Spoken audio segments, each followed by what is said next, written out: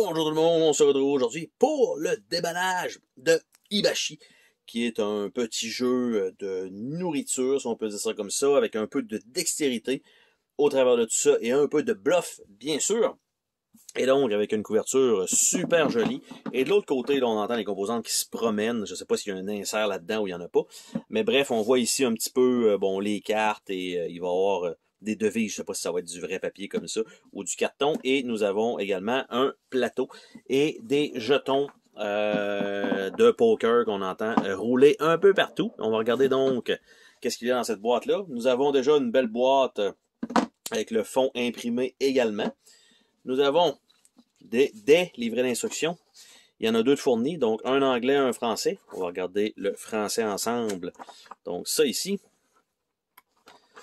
Donc on a des ingrédients, des cartes, on a un plateau avec une mise en place.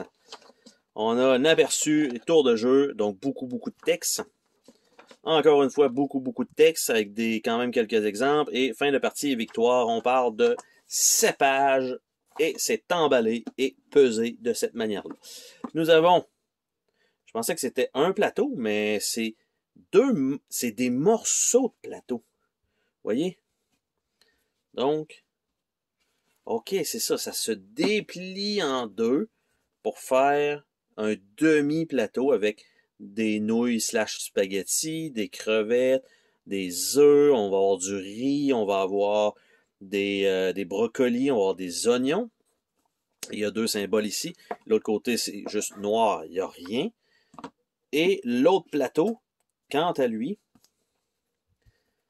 a les morceaux de casse-tête pour relier tout ça ensemble, parce qu'il y a quand même une petite bordure sur le plateau pour retenir les jetons de sortir du plateau. Donc, on a déjà une petite coche ici. Donc, on a ça. On a probablement de la viande ici, des poissons de l'autre côté et des fabuleux champignons. Donc, ça comme ça. Nous avons à l'intérieur, ça a l'air de ça, donc comme je disais, pas vraiment d'insert. On a deux sacs fournis. On a un paquet de grosses cartes. On a un paquet de petites cartes. On a les billets qui sont dans un sac comme ça. On a un autre sac ici. On a des jetons de poker qui sont là. On a ça ici qui est probablement un jeton au premier joueur qui est juste laissé comme ça dans la boîte, qui est comme probablement un truc un peu comme les pots de ketchup et les pots de moutarde. Regardez rapidement en dessous. Pense pas. Aucune surprise de ce côté-là. Donc là, bien sûr, je suis pas capable de le remettre directement juste avec une main. Donc, on va regarder ça ensemble. Qu'est-ce qu'on a là-dedans au total? Donc, les jetons de poker, on en a une série pour chaque joueur. Donc, c'est un jeu qui joue jusqu'à 4. Et en fait, je ne vais pas tous les déballer parce que c'est exactement la même chose sur la totalité. Donc, on a ici un jeton qui est marqué 100 dessus. On a 200, on a 300, on a 400, 500, puis on a 600. Donc, les jetons ne sont pas pleins. Je ne sais pas pourquoi. Je ne sais pas si ça sauvait de l'argent avec ça. Je n'ai aucune idée. Étrangement, ça enlève un peu de lisibilité. Donc, aux jetons, en tout cas, tant qu'à moi. Le derrière du jeton sont tous différents. Donc, on a ça. Et c'est peut-être, en fait, parce que quand on lance le jeton sur le plateau, comme on peut voir ici, ben, si on voit dans le trou qu'on est correct, et non pas la bordure ici, parce que là, il faudrait voir, je suis correct ou pas, ben, c'est peut-être pour ça que c'est comme ça. Donc, ça ferait du sens. On a ces jetons-là. On a des billets papier. Donc, qu'est-ce que ça donne, ces billets papier-là? Sur la petite monnaie un peu fini tissée. Donc, on a des 1000, on a des 500, on a des 100, on a des 200. C'est pas mal ça. Donc, le plus bas étant des 100. Il y en a quand même un certain nombre de chaque. Je pense que c'est correct. La petite monnaie semi-papier. J'ai vu pire. Je pense que dans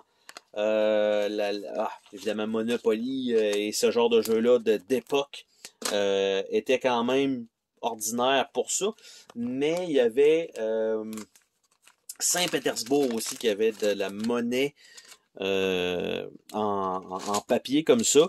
Ça rajoute un petit quelque chose.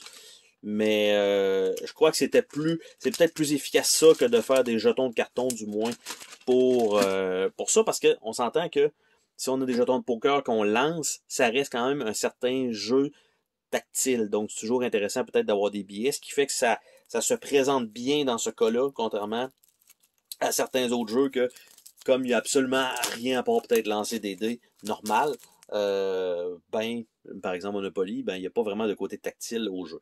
Je vais remettre tout simplement ça comme ça dans la boîte. Ici, nous avons ce qui a l'air d'être des cartes, je vais dire, fini tissé, des cartes probablement de recettes. Donc, effectivement, ce sont des cartes de recettes. Donc, on a ça ici. Donc, on a en bas, il va falloir avoir ces ingrédients-là pour réussir à les faire. Et je crois que c'est un certain nombre de recettes, et quand on a réussi à les compléter, ben tout simplement, on gagne la partie. Donc, à mon souvenir, il me semble, parce que ça fait quand même longtemps que j'ai vu la vidéo de gameplay par rapport à ça. Mais il me semble que c'était à peu près ça, parce que le jeu était disponible pendant... En fait, ça a été long avant de le recevoir, parce que c'était, si je ne me trompe pas, un jeu Kickstarter. Il a été moussé par The Dice Tower. Finalement, ça a pris quasiment 5 mois avant que ça devienne disponible en magasin. Et une fois que ça a été rendu en magasin, ça a été out of stock extrêmement rapidement. Donc, j'ai pas pu me le procurer. Et là, j'ai attendu soit peut-être une réimpression ou bien tout simplement que c'est tombé disponible parce que c'était une version multilingue. Après ça, nous avons les petites cartes qui sont un gros deck de toutes des cartes pareilles aussi en fini tissé. Bien sûr, ce qu'il faut savoir, c'est que comme le tour est semi-noir, évidemment, avec le brassage des cartes, ça va s'user rapidement. Donc, un petit coup de sleeve ne fera pas de tort. Et ici, nous avons simplement des ingrédients, donc, qui sont disponibles parce que quand vous allez récupérer l'ingrédient, il faut que vous sachiez que vous l'avez. Donc, c'est simplement la totalité des ingrédients dans ces petites cartes-là. Et ça, en dernier, c'est les épices. Et on n'avait pas d'épices sur le plateau, si je ne me trompe pas. Donc, ça doit être peut-être un modificateur de points ou quelque chose comme ça. Mais comme on a vu les cartes, il y a toujours 3 ingrédients. Il n'y en a pas 2, il n'y en a pas 4, c'est toujours 3. Et donc, c'est tout ce qu'il y avait, en fait, dans cette petite boîte pour Hibachi. Donc, un plateau avec des connecteurs. On a 6 jetons de poker par joueur. On a le jeton premier joueur, une petite bouteille. On a une série de cartes d'ingrédients. On a une série de cartes de recettes. On a quelques billets. Et on a, du moins pour cette version-là, 2 livrets d'instructions. Donc, c'était le déballage de Hibachi. Et on se dit à la prochaine pour une autre vidéo. Salut tout le monde!